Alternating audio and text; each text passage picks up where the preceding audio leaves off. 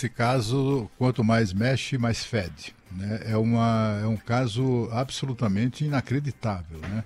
O funcionário não só foi demitido, como ele foi levado sob vara para fora do prédio, né? Foi colocado para fora do prédio. No começo, no início, durante a manhã, né, quando esse caso veio a público, a impressão geral é que se tratava apenas de mais uma lambança, era ali um produto aquilo do estilão Alexandre de Moraes, né, de aquele jeito que ele tem de trator, de passar por cima, né, que mandou demitir de maneira espetacular, etc. e tal. Mas o problema é que isso tudo causou, as circunstâncias disso tudo causou uma forte reação, inclusive no Ministério Público Federal, que se prepara para ingressar a qualquer momento com uma ação junto ao próprio, uma solicitação junto ao próprio Alexandre de Moraes. Se não for atendido, vai recorrer ao Supremo Tribunal Federal, no sentido de apreender o computador funcional desse funcionário, porque o objetivo, segundo me falaram fontes do Ministério Público Federal, o objetivo seria de preservar eventuais provas que estejam ali. O funcionário afirmou, aliás, depois de ter sido expulso do TSE, em circunstâncias que ele não entende e que disse não saber, ele ficou tão assustado que começou a temer pela própria segurança pessoal e, com isso, foi a Polícia Federal voluntariamente prestar depoimento, exatamente não só para manifestar essa preocupação quanto à segurança pessoal dele, como também para manifestar, para se prevenir de eventuais acusações desabonadoras contra a conduta dele, né? E está vendo aí, se ele está vendo aí que a nota do TSE já começa a desabonar, desqualificar o funcionário, né? Na verdade, esse funcionário, como disse o Márcio, ele é funcionário concursado da Justiça Eleitoral do Brasil desde 2010. Em 2014, ele foi colocado à disposição do Tribunal Superior Eleitoral e está lá desde então. E ocupava uma importante função de coordenador do pool de emissoras, exatamente na articulação da divulgação dos spots, né, das inserções de propaganda eleitoral dos candidatos. Se fosse uma pessoa desqualificada, ou que não merecesse confiança, não estaria nesse cargo, né? Evidentemente que não. Mas o fato é que ele disse, o que ele relatou à Polícia Federal, eu tenho em mãos o depoimento dele, foi que, ao receber um e-mail dessa rádio de Uberaba, em Minas Gerais, admitindo que, de fato, acho que no curso de alguma apuração preliminar, que de fato não havia, durante um período de 3 dias, deixou de exibir 100 inserções publicitárias da campanha de Bolsonaro, ele achou por bem repassar esse e-mail para a chefe de gabinete da Secretaria-Geral do TSE. E foi o que ele fez. E ele disse que passou o e-mail, disse, olha, e contou também à Polícia Federal que desde 2018 que tem feito advertências aos chefes, enfim, à cúpula do TSE, sobre a necessidade de a Justiça Eleitoral estabelecer formas de controlar, de fiscalizar o fiel cumprimento pelas emissoras da determinação da Justiça Eleitoral no sentido de exibir de maneira como é determinada por lei, né? No caso do segundo turno, os 2 candidatos, seja a prefeito, a vereador não, mas a prefeito, a governador ou a presidente da República, os candidatos que vão para o segundo turno têm direito ao igual tempo na rádio e na televisão, não pode ser nem mais nem menos, e essa emissora então, enfim, admitiu essa que deixou de exibir esses programas do Bolsonaro. Ele então fez a comunicação e disse que, como eu vinha relatando, que desde 2018 faz advertências quanto a isso e nunca foi atendido, mas ele disse que encaminhou o e-mail para Ludmila, a chefe de gabinete do secretário-geral do TSE, e ele disse que, para surpresa dele, meia hora depois, o chefe imediato dele veio comunicar que ele estava sendo exonerado. Daqui a pouco chegaram os seguranças e o conduziram para a porta de saída. Foi uma coisa assim, uma coisa que espantou inclusive os próprios funcionários do TSE, segundo todos os relatos que a gente tem aqui. O fato é que isso provocou estupefação, depois provocou uma certa preocupação e, finalmente, uma suspeita de que talvez com a saída dessa maneira, né, sob vara do prédio do TSE, seria necessário, na avaliação de setores do Ministério Público, preservar o computador funcional. Porque, assim, ele disse que fez essa comunicação por e-mail à chefe de gabinete, a tal Ludmila. E aí, o que é que o TSE diz na nota? Diz que não é verdade isso. De que maneira ele pode provar que mandou o e-mail? Está no computador, né? Se o computador for franqueado, né, ou for colocado à disposição da Polícia Federal e também ou do Ministério Público Federal, será fácil demonstrar, comprovar que quem é que está falando a verdade. Se ele mandou o e-mail, certamente usou o seu computador funcional. Se ele fez isso, ele terá dito a verdade. Se ele não fez isso, também estará lá. O problema é que esse computador precisa estar em mãos confiáveis, né? Que não tenha interesse ou não tenha, que não pertence a nenhum dos lados, que eu digo, né? Nem as pessoas que o demitiram, nem muito menos ele próprio, né? Tem que ter alguém ali isento para verificar, afinal de contas, quem fala com a verdade. Há a suspeita de que nesse computador pode haver outras provas que reforcem, como esta reforça a acusação, a denúncia feita apresentada ontem, né, com os documentos apresentados ontem pelo PL, que fala exatamente dessa coisa de que o Bolsonaro teve 154 mil inserções a menos em emissoras de rádio de vários estados, principalmente no Nordeste, no caso da Bahia em particular, chegou a 30 mil inserções a menos. Essa é uma situação que não é nova, já sempre aconteceu. Essa falta de controle da Justiça Eleitoral é evidente. Eles ficam dizendo as emissoras têm a obrigação de... Isso aí é uma coisa que é observada, respeitada por emissoras, né, sérias, né, emissoras que estão no mercado por razões profissionais, né. No interior, sobretudo no Nordeste, o que prevalecem aquelas emissoras, sobretudo ligadas a políticos, ou porque foram adquiridas por eles, ou porque eles ganharam, né, ao longo de décadas no Brasil. Uma das moedas de troca de apoio político no Congresso Nacional era a concessão de rádio e televisão.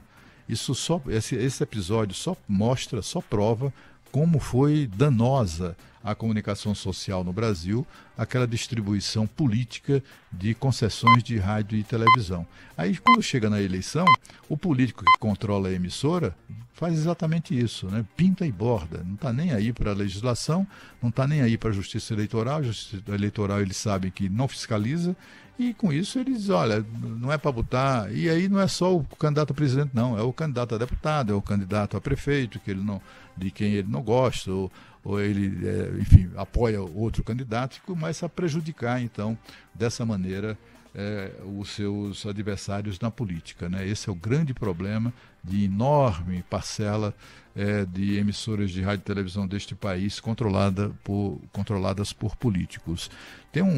Nesse levantamento, nesses documentos apresentados ontem à Justiça Eleitoral, naquele prazo de 24 horas que o ministro Alexandre de Moraes estipulou para o PL, né? Tem um caso muito específico, assim, que eu gostaria de mencionar, que é o caso de Alagoas, que é o meu estado. Em Alagoas foi dos poucos estados do Nordeste onde houve um certo equilíbrio ali no número de inserções de um lado e de outro. E foi exatamente no estado de Alagoas onde o Bolsonaro teve o melhor desempenho. Ele, inclusive, Maceió, que é a capital de Alagoas, foi a única capital nordestina onde o Bolsonaro venceu. Será que isso tem relação com o fato de ter sido respeitada ali a equidade, né, na veiculação das inserções do horário eleitoral? Ou será que isso é superestimar a importância do horário obrigatório? enfim, não se sabe ao certo, né? No fim de tudo, o que a gente está assistindo é no final do processo, na reta final, né? Algo que absolutamente não era necessário, sobretudo porque depõe, né? Conspira contra a credibilidade do sistema eleitoral. Isso é muito ruim e pode dar, inclusive, pretexto para reações que a gente não imagina, mas enfim, podem ser de variados tons e modalidades, né? Tomara que isso não aconteça, que tudo transcorra muito bem. E eu quero aqui reiterar aquilo que disse ontem e anteontem. Eu acho que essa denúncia é uma denúncia muito grave, gravíssima. A Justiça Eleitoral deveria levar isso a sério, mas eu não vejo como a Justiça Eleitoral alterar nada, né? Esse levantamento, por exemplo, foi entregue ontem à noite, lá dentro do prazo daquelas 24 horas estipulado pelo Alexandre de Moraes. Na prática, qualquer medida teria que ser adotada hoje, para ter eficácia hoje. E mesmo assim, seria suficiente para reparar o dano causado pela não exibição de 154 mil inserções? Há tempo para isso? É claro que não. Isso só restam 2 dias de campanha no horário eleitoral gratuito, né? Então, a denúncia, embora grave, é inócua do ponto de vista dos seus efeitos, né? Não tem como o TSE fazer o quê? Vai adiar as eleições? Não tem como, né? Isso seria impensável, né? A não ser que o TSE, fazendo uma apuração, no mínimo uma apuração preliminar da denúncia, chegasse à conclusão que o caso foi de uma extensão tão absurda que mereceria uma atitude como essa, mais radical de adiamento das eleições. Eu acho que isso não vai acontecer, não tem a menor chance de acontecer. Portanto, é bom que a gente saiba, né, que as pessoas tomem conhecimento de algo tão grave, mas seria muito interessante também que a Justiça Eleitoral, em vez de reagir com o fígado, como tem sido frequente, que reaja racionalmente a tudo isso. Se o Ministério Público, de fato, cumprir o que estava já amadurecido para pedir, que é exatamente o confisco, né, do computador funcional desse funcionário, desse servidor exonerado do TSE, que se conceda ao Ministério Público exatamente isso, para que tudo seja muito transparente, né, para que as investigações mereçam confiança. Cris Panvec, acho que realmente o Cláudio Beto tem razão, as investigações têm que ser transparentes nesse caso, é uma denúncia grave, mas da perspectiva do que parou em pé nas últimas 24 horas, nada contundente, para usar a expressão do presidente Jair Bolsonaro se referindo à denúncia de 10 funcionárias da Caixa Econômica contra o presidente naquela situação terrível de assédio. Nada de contundente, pelo menos é o que diz o Tribunal Superior Eleitoral com relação à denúncia que foi feita pelo servidor exonerado. Vou repetir, nada de contundente, porque eu estou comparando os dois casos. 10 servidoras da Caixa dizem que sofreram assédio para o presidente da República, não tem nada de contundente. Um funcionário exonerado do Tribunal Superior Eleitoral diz que recebeu um e-mail e que fazia denúncias desde 2018, mas nenhuma dessas denúncias foram registradas pelo Tribunal Superior Eleitoral. E aí vamos ver o e-mail. Vamos ouvir, tem que fiscalizar, tem que observar. O e-mail é de uma rádio, a JM, uma das donas dessa rádio, Lídia Prada Ciabotti, exibiu uma rede social, uma foto dela fazendo campanha para o presidente Jair Bolsonaro. E o que ela diz nesse e-mail? Ela diz nesse e-mail que não recebeu do Tribunal Superior Eleitoral os spots e deixou de exibir 100 spots da propaganda eleitoral do presidente Jair Bolsonaro por isso, apontando uma espécie de fragilidade que corrobora com a versão do servidor exonerado, o Alexandre Machado. E aí, primeiro ponto número 1, estamos numa rádio. Como é que funciona aqui nesta rádio? Não é o Tribunal Superior Eleitoral que manda para a rádio o que ela tem que exibir de propaganda. A rádio é que acessa o sistema e pega esse material. Está tudo em resolução, muito claro, desde o começo da campanha. As rádios que não cumprem essas exigências sofrem punição, então eles têm... Primeiro que tem uma empresa responsável pela fiscalização, né? Então, a denúncia inicial, quando a campanha de Bolsonaro começou a falar sobre esse assunto, dava conta de 170 mil inserções a menos nas rádios do Nordeste. E aí o TSE disse, bom, então me apresente as provas, por gentileza. E a campanha do Bolsonaro apresentou uma tabelinha, né, que seria uma amostra dessas irregularidades, com 730 inserções feitas a menos para Bolsonaro. Na primeira linha da tabelinha, o nome e o número da rádio estão errados. Já começa por aí. Você vai apresentar uma prova oficial a um Tribunal Superior Eleitoral e tem fragilidades na sua amostra, na primeira linha.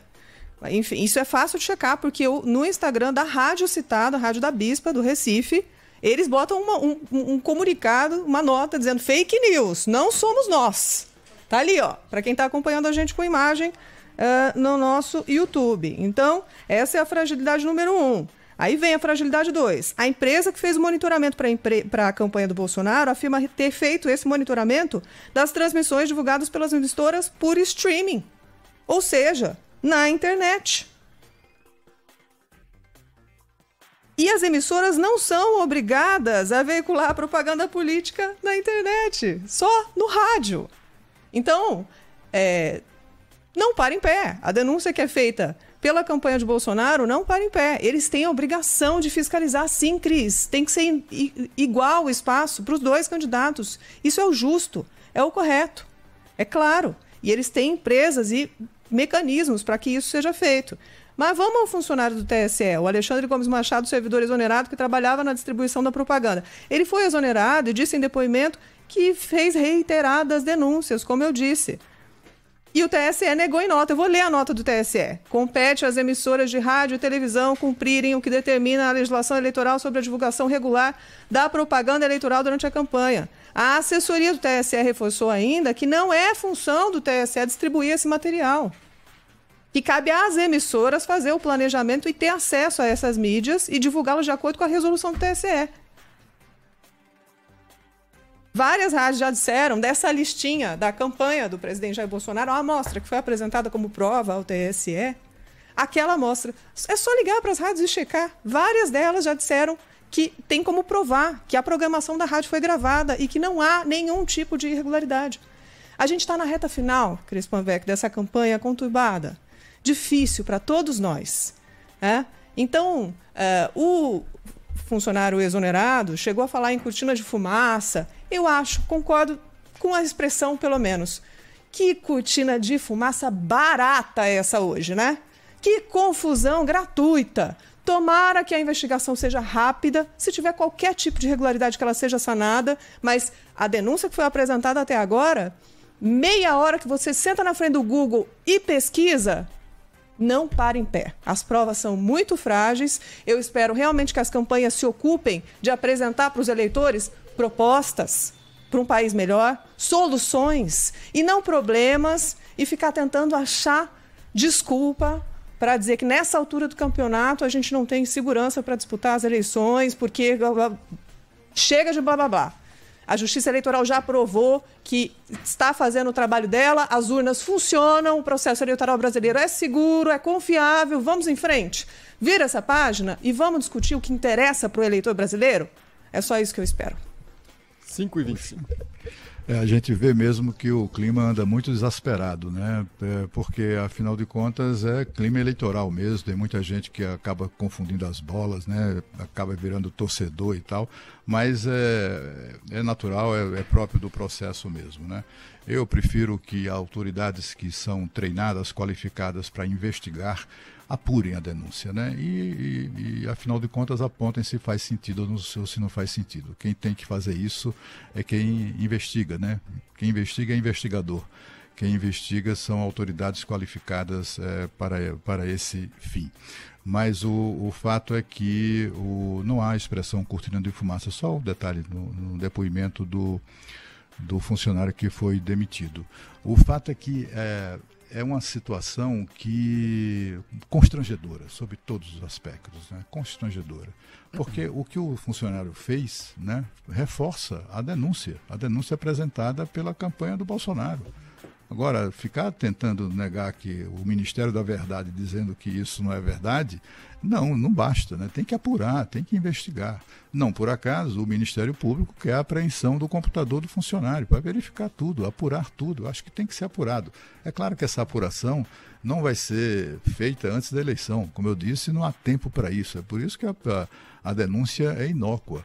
Mas é assim, tem tanta gente, tantos ativistas nervosos com isso que a gente começa a desconfiar. Será que isso vai ver que faz sentido, né? Porque tem muita gente nervosa com essa situação, né? Eu acho que qualquer denúncia, sobretudo denúncia envolvendo o ente público, tem que ser apurada com absoluto rigor e com a rapidez que o caso requer.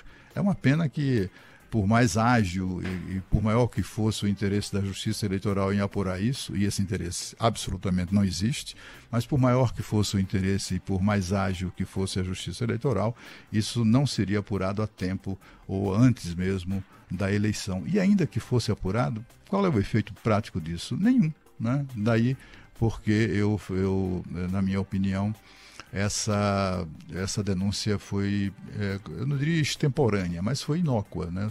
É inócua na medida em que ela não vai produzir nenhum efeito. Mas, de qualquer maneira, precisa ser apurada com o máximo rigor e por quem, né, na verdade, tem qualificação para isso.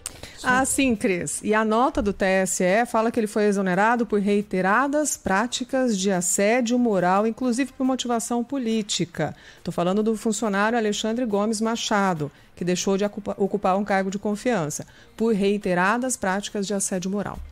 Isso é duro, tendo mais 3 dias de campanha pela frente, a gente não está discutindo polêmicas em termos de planos de governo e tantos problemas que a gente tem no país, né? A gente passou por essa campanha inteira praticamente sem discutir nada que se trata em relação ao futuro do Brasil.